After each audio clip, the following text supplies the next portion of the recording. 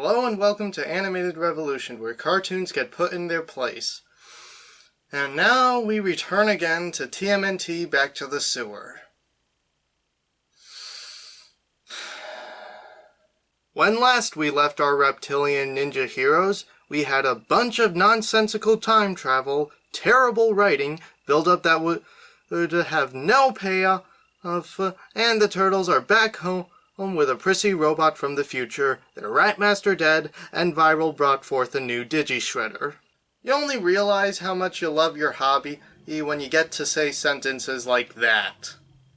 So without further delay, let's go back to the sewer with the second episode, Karate Schooled.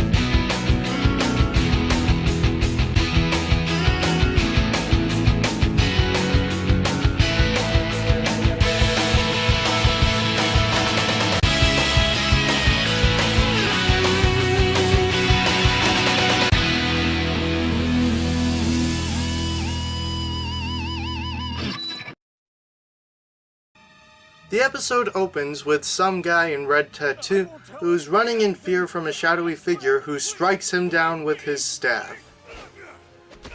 This is actually a good way to set up mystery for the rest of the episode. Kudos, BTTS. I just felt sick from saying that. Let's ruin that tension with the theme song.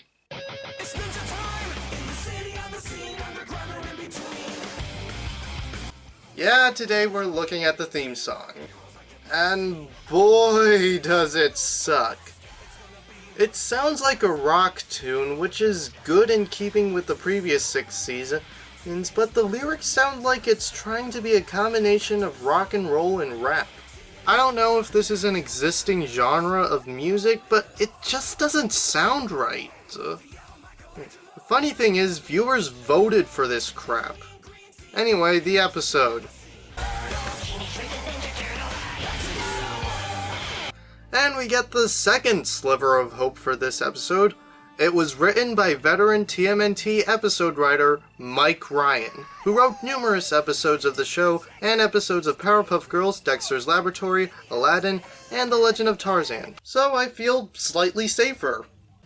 Anyway, as everyone is spiffing up their home, Michelangelo is being an idiot and wrecking the place. Let's see how Raph feels about this.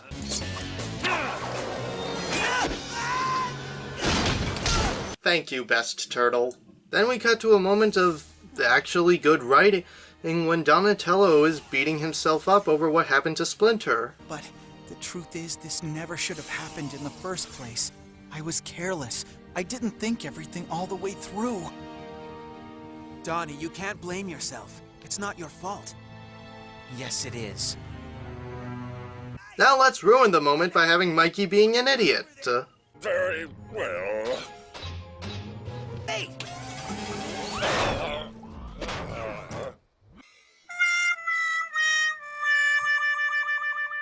I'm not programmed for this. Then the turtles get an intruder who promptly kicks their shells, and it's Casey? I don't believe it! Guys! You're back! For you viewers who do not know who Casey Jones is, watch the freaking show! Oh, or pick up a comic book! Or the movie. No, not that crap, the original. Then we see April too. April!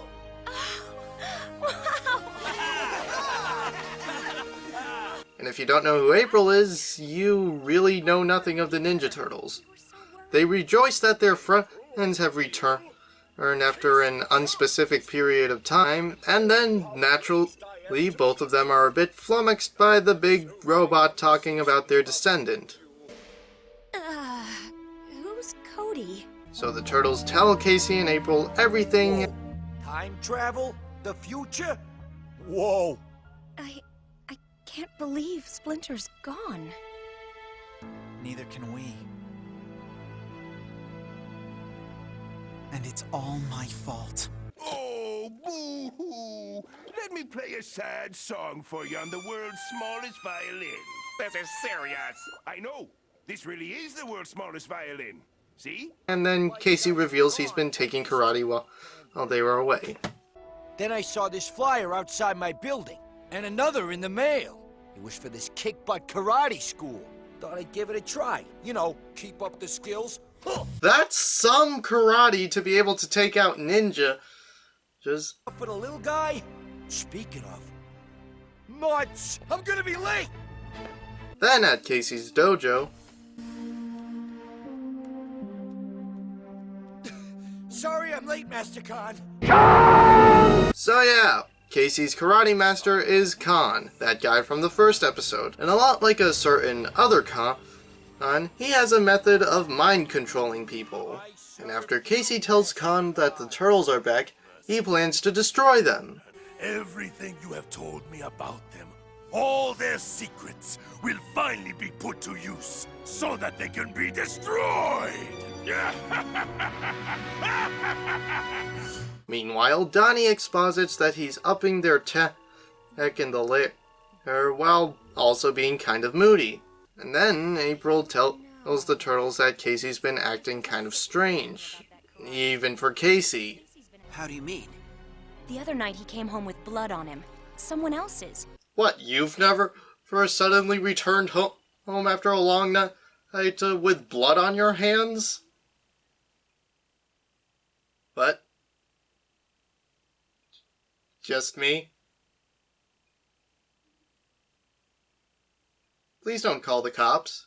So then the Turtles decide to go to Casey's karate school, except for Donnie, because he's too busy acting like Leo during the first half of Season 4. All this chatting. I'm trying to work here. And they get to that school in their new vehicle.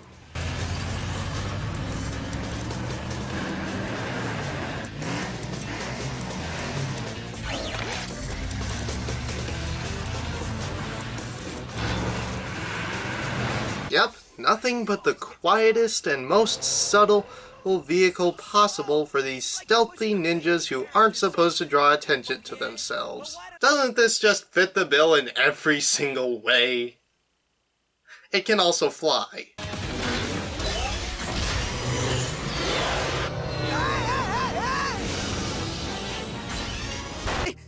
I think I'm gonna be sick! I didn't have corn.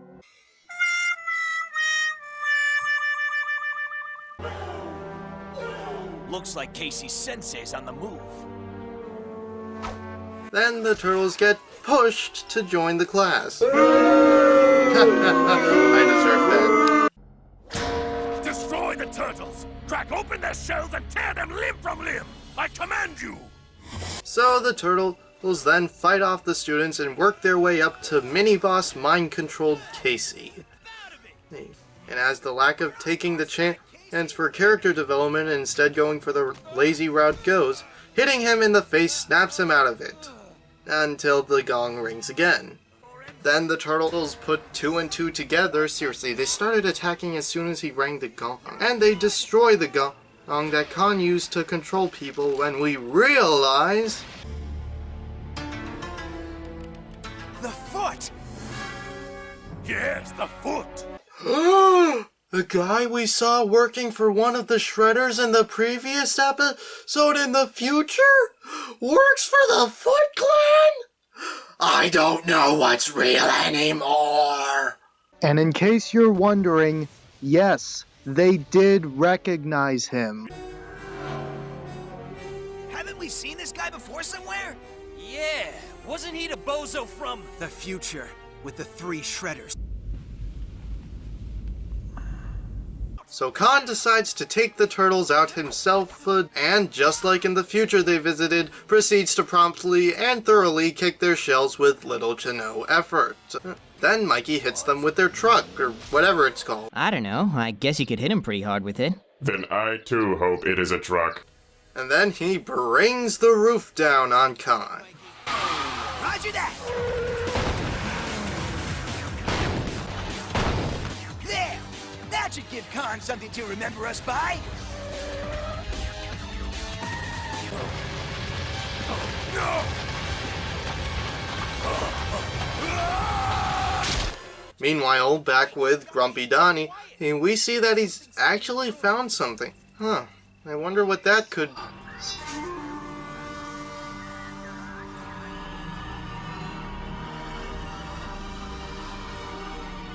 My sons.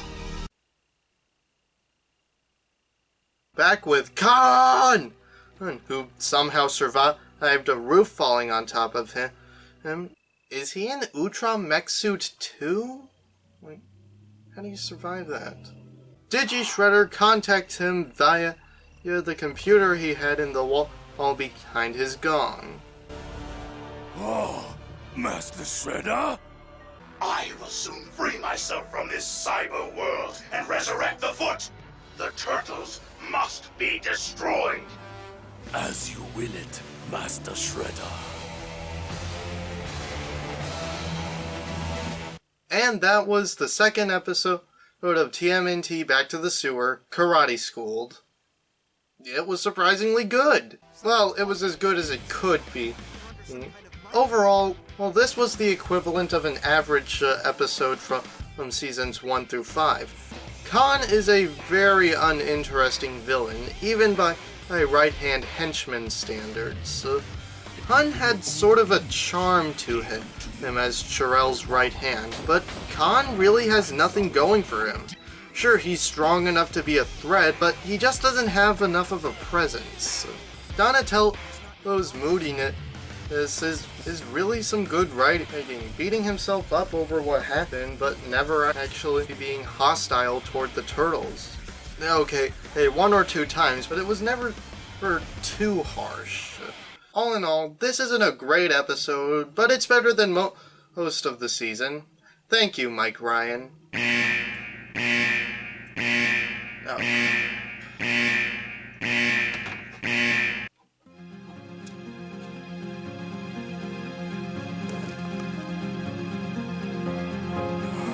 There's my sonic screwdriver.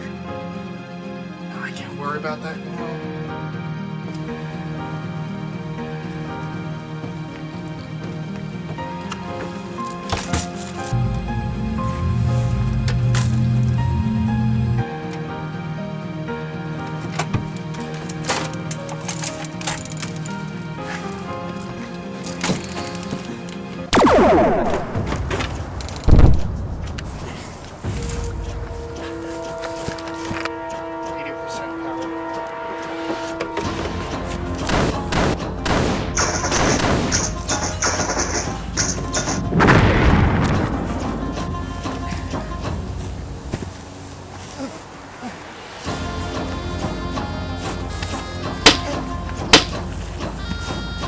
Staff, now!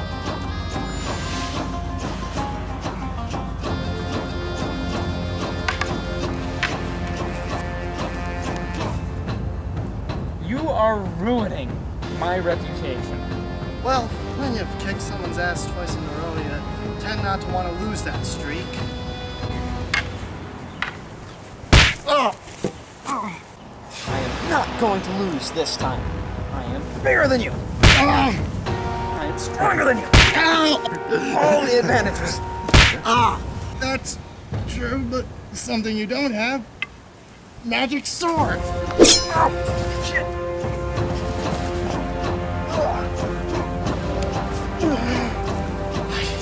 Why does this hurt so much? I don't care what your mission is. I never want to see you at my house ever Hello,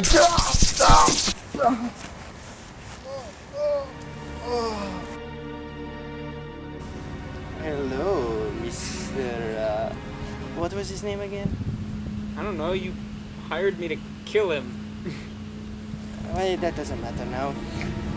It's good to finally meet you. Ah, he hurt my knuckles! I got a boo-boo in my knuckles!